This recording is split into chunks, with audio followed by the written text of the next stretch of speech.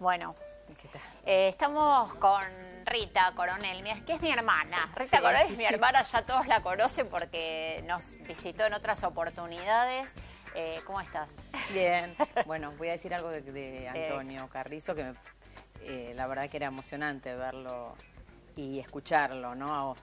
Volver a escucharlo. Y es un personaje como infaltable de la cultura argentina. Sí, de la cultura popular sobre todo, Sí, ¿no? sí, sí.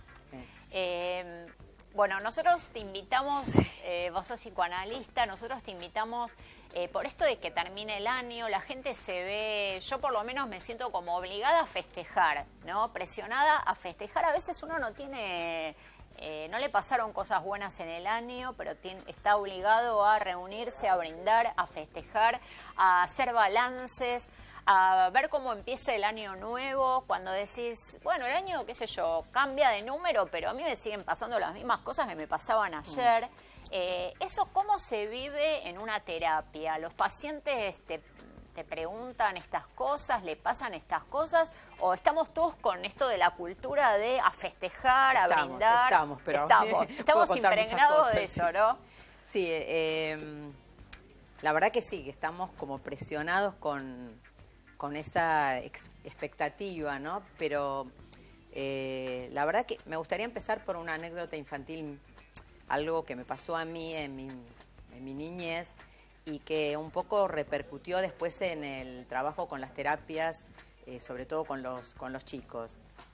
Porque cuando se habla de expectativas, de qué pasa a fin de año, qué pasa en las fiestas, uno en general se refiere a los adultos.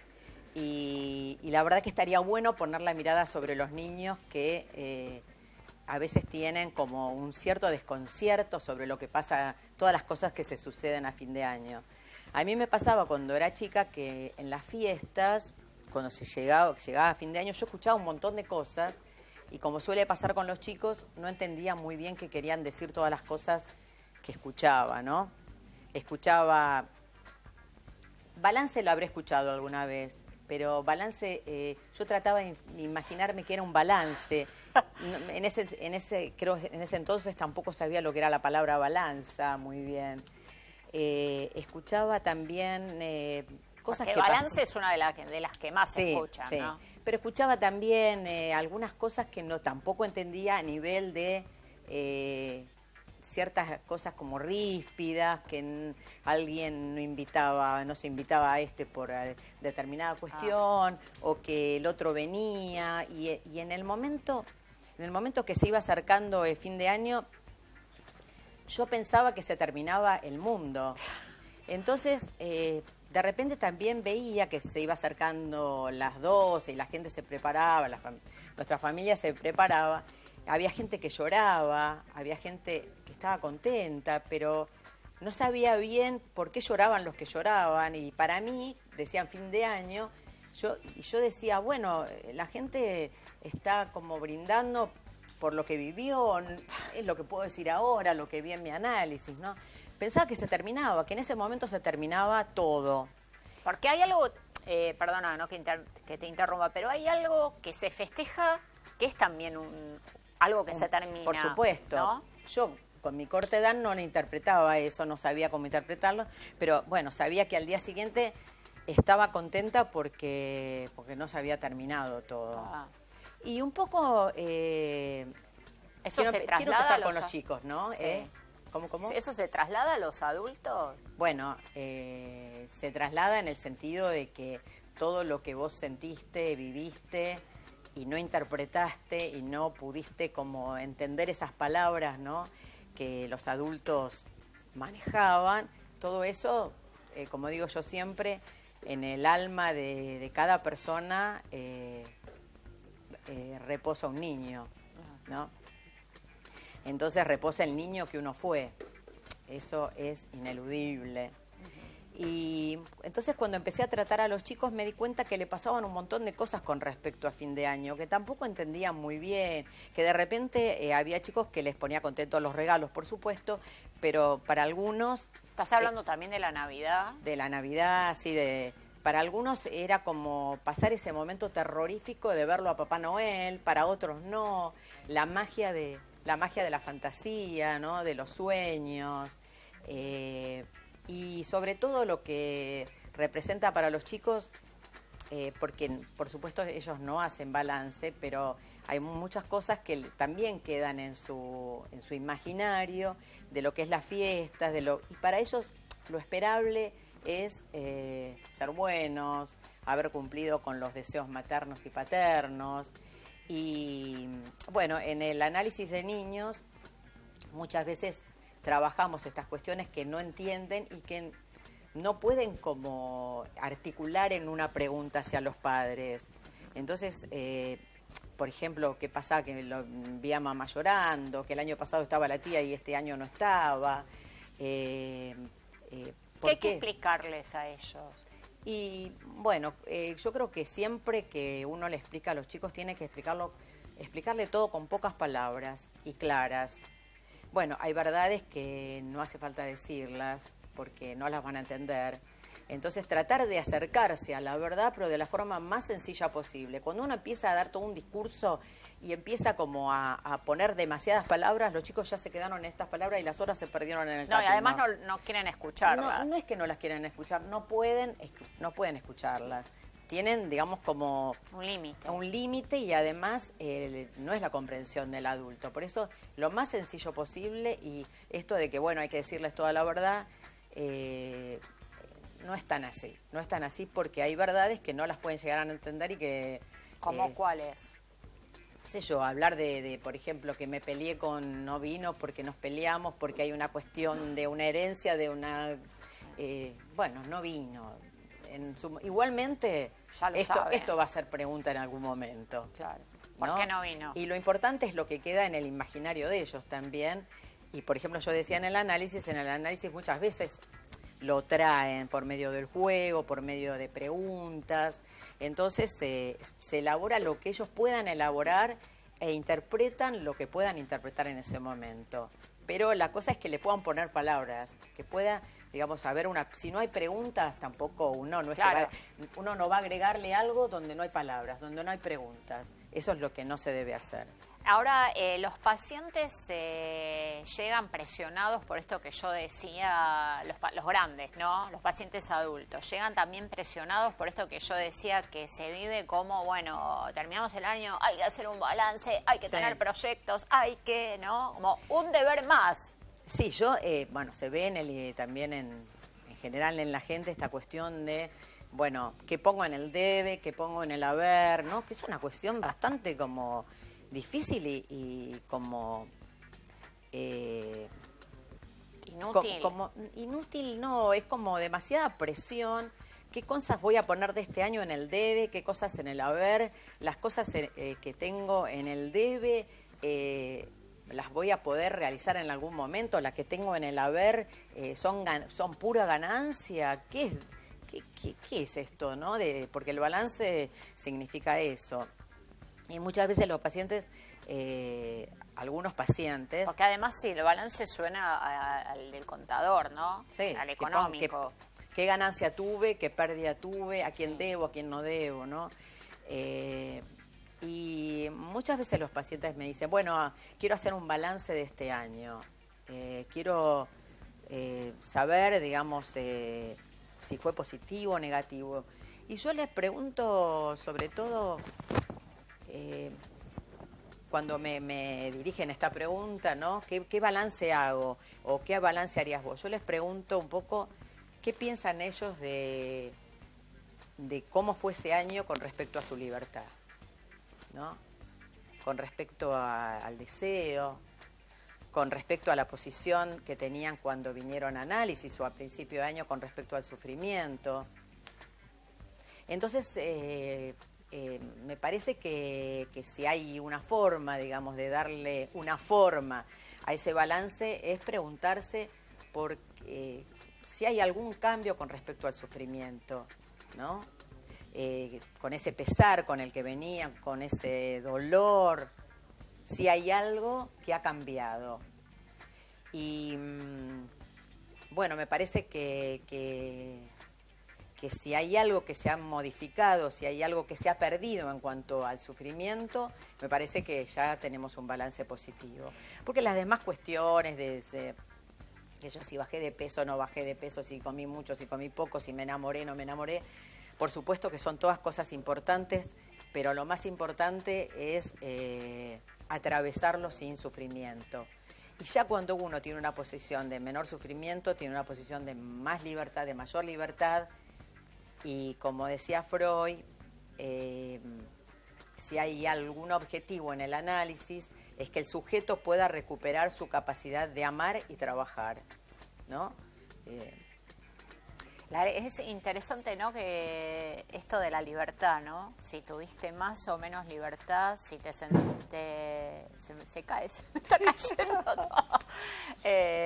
¿No? Si tuviste esa libertad tal vez para maniobrar tu propia vida, claro, ¿no? Lo que pasa es que si hablamos de terapia particularmente y también de algunas personas que, bueno, no se les dio todavía a lo mejor la pregunta como para ir a análisis y están sufriendo, el sufrimiento me parece que en este balance de fin de año es como rever un poco este lugar que cada uno tiene con respecto a su propio sufrimiento. Llámese como se llame, repetición, cuando vuelvo a pasar por lugares penosos, cuando tengo síntomas, crisis de angustia, crisis de pánico.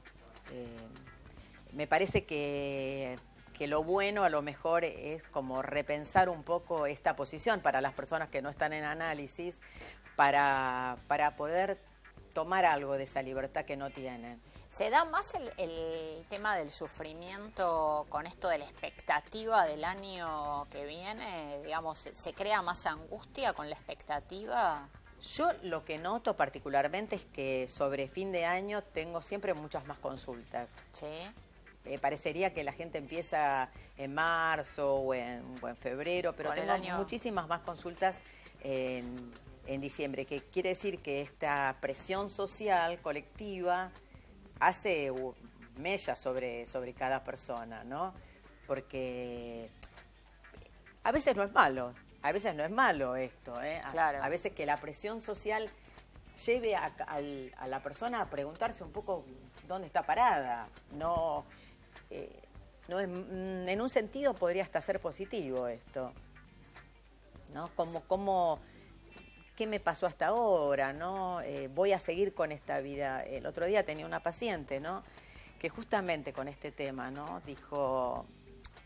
Empezó el tratamiento, ahora hará más o menos 15 días, y dijo que con todas estas cuestiones que uno escucha en la televisión, dice, bueno, de hacer balance, ella se miró en el espejo de alguna manera, ¿no? Y se preguntó si era feliz. Y ella, sabiendo que no era feliz, claro, dijo, no, yo tengo que cambiar esto. No puede venir otro fin de año igual con este dolor. Claro. ¿No? Entonces, por eso digo, a veces es mucha presión, pero a veces también lleva a que cada uno, digamos, con la presión social, que no es poco, digamos, sí, que es enorme, y que no es evitable. Evitable, nos lleva a veces a hacernos preguntas interesantes, sí, ¿no? Otro, bueno, de los temas son las vacaciones. Viste que también hay un estrés con las vacaciones, porque aparentemente te llevan a un buen lugar, ¿no? Que es al descanso, al relax, a un lugar, bueno, es deseable que el lugar sea elegido, sí, pero también hay una cuestión ahí, me parece, que linda con el estrés, ¿o no? Y linda con el estrés cuando la persona está estresada y no puede sacarse el estrés de encima. Entonces el estrés nos acompaña donde estemos. Nos acompaña a la noche cuando dormimos y tenemos insomnio, nos acompaña a la noche cuando soñamos y tenemos pesadillas, nos acompaña en el día cuando estamos supuestamente relajados y estamos, digamos, todo el tiempo pensando. Nos acompaña donde estemos el estrés. Por eso digo, el lugar de vacaciones resulta ser de vacaciones cuando uno está bien. Bueno, hablando un poco de lo que decía antes, ¿no? Cuando hablaba de la libertad, si puedo gozar de mi libertad, puedo amar, puedo trabajar, puedo irme de vacaciones, puedo no estar consultando permanentemente el celular, digamos, pero en una cuestión de trabajo, digo, ¿no? El celular, porque no quiero como entretenimiento. claro, no como entretenimiento. Si estoy pensando, digamos, qué me espera después de las vacaciones, no soy libre. En ese sentido hablaba de la libertad. Como que... Porque no quiero que se confunda libertad con, bueno, hago lo que quiero, no me importa el otro siempre está, Claro. Y el otro puede ser cualquiera, ¿no? Sí, pero el otro puede ser el trabajo, el otro puede ser la madre, el primer otro es la madre. Ajá. Y ya que estamos... Le mandamos un beso a nuestra banda. Que está ahí. Que nos está mirando. Y después nos dice las cosas que hicimos mal, lo que dijimos todo mal. lo que hicimos mal nos dice. Sí, el primer otro es la madre. Y en realidad uno empieza análisis por el otro. ¿Cómo sería esto? Primero, cuando uno es chico, el otro, no importan los otros, importa el otro, que es la madre, o la otra, vamos a ponerle. Y entonces uno vive, uno dice, trabaja para el otro, para querer que la mamá esté bien, que esté contenta, todas las cosas que le pasan a una madre, por ejemplo, de estar insatisfecha, estar mal, rezongar, el chico lo asume como una culpa propia. Lo asume como que él hizo algo malo. Como responsable de eso. Sí, siente que la total responsabilidad de la insatisfacción de la madre tiene que ver con él. Ajá. O con ella. ¿Escuchaste, mamá, no? Sí. Entonces, trabaja para eso. El niño, todo niño trabaja para contentar a la madre. Ajá. Y entonces... Aunque la madre sea una persona... Y cuanto más la madre uno la vea más contenta... menos trabajo tenés. Menos trabajo uno tiene con respecto a la madre. Claro. Entonces, cuanto más la ve rezongando, más se va a cargar con ese trabajo. Esto es el modelo de lo que va a ser la vida de una persona en el futuro. Es decir, que la madre va a estar reemplazada por todos los otros. Mi amiga, mi pareja, el trabajo. Y entonces voy a trabajar siempre para los otros, para verlos contentos. Olvidando cada persona de su propio bienestar. Ajá. Entonces, ese es el trabajo. Eso es uno de los primeros, digamos, caminos que llevan a una persona al análisis, ¿no? La responsabilidad por satisfacer al otro, por verlo contento, por verlo alegre. Y entonces, ¿de qué forma lo paga? Con su propia insatisfacción. Es importantísimo esto porque esto es el comienzo de un análisis.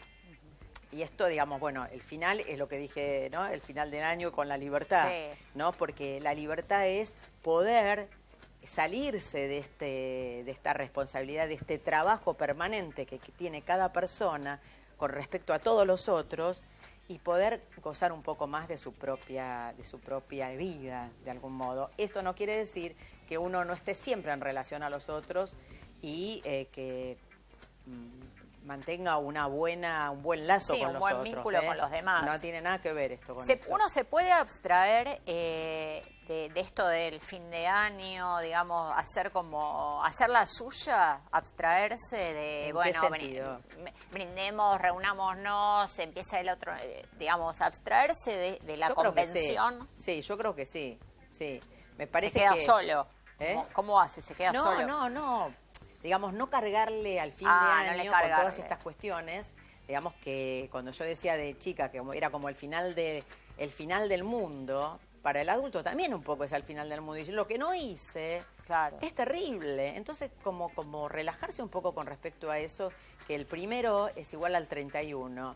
Y el 10 de marzo es igual al 29 de diciembre, ¿no? Como empezar a relajarse y sacarse esta presión también, porque ya que hablábamos de los otros también nos meten esta presión, los otros, no sé, colectivos, nos meten la presión de tener que rendir cuentas, ¿no? Un poco como si fuera un tribunal. Claro. Entonces me parece como poder gozar un poco más de las fiestas. Sí. Tampoco forzar la alegría, ¿no?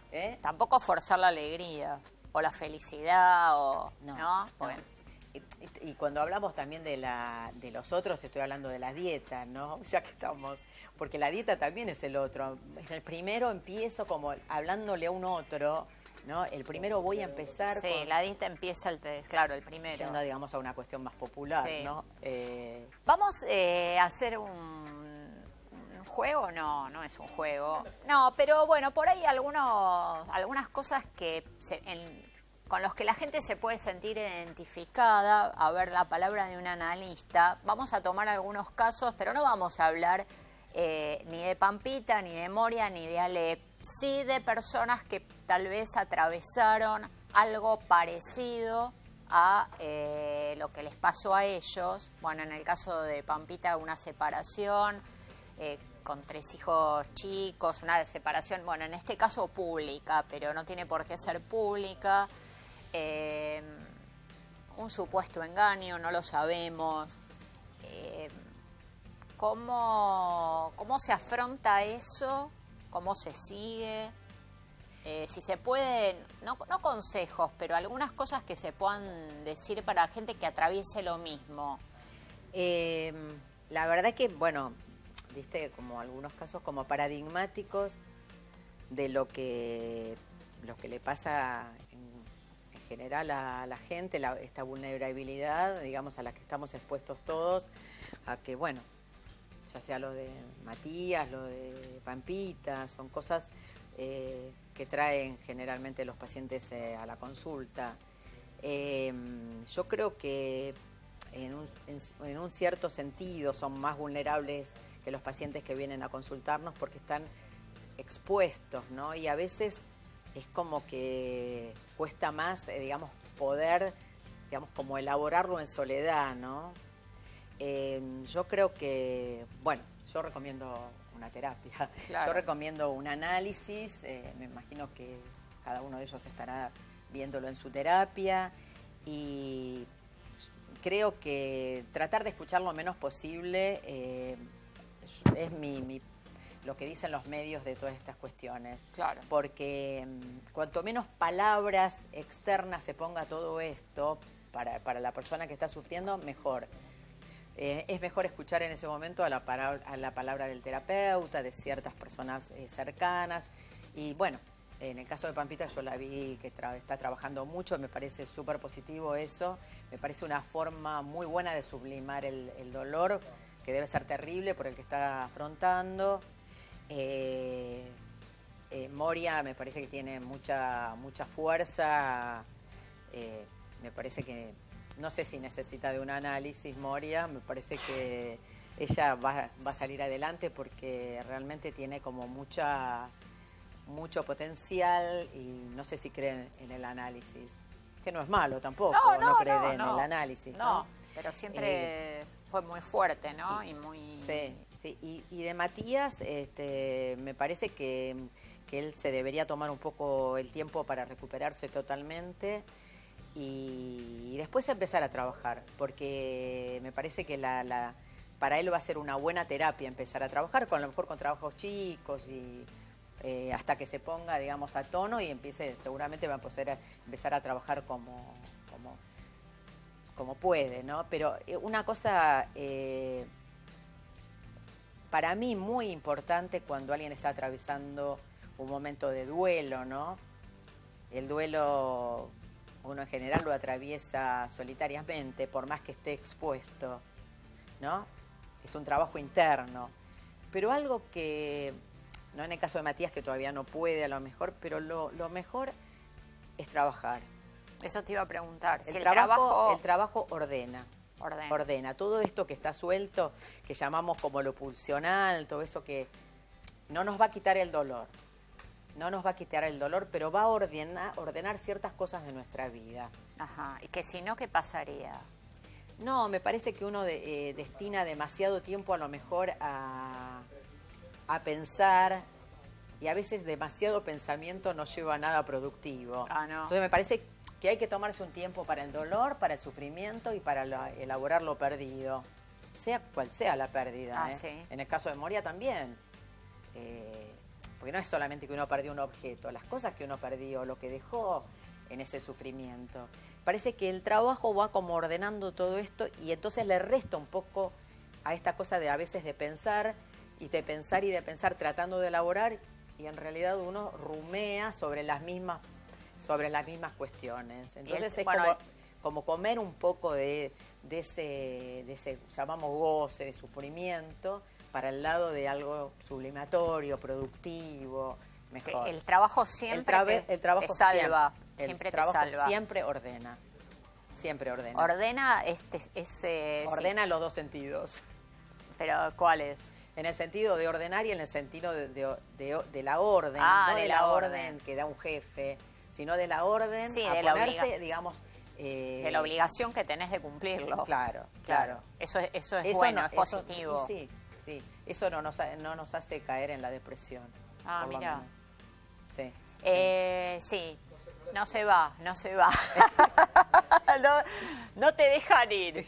Bueno, ahora seguimos charlando, Bueno, porque nos vamos a ir a un corte chiquitito y en un ratito Guido Sáfora, el rey de Carlos Paz, con Pedro Alfonso.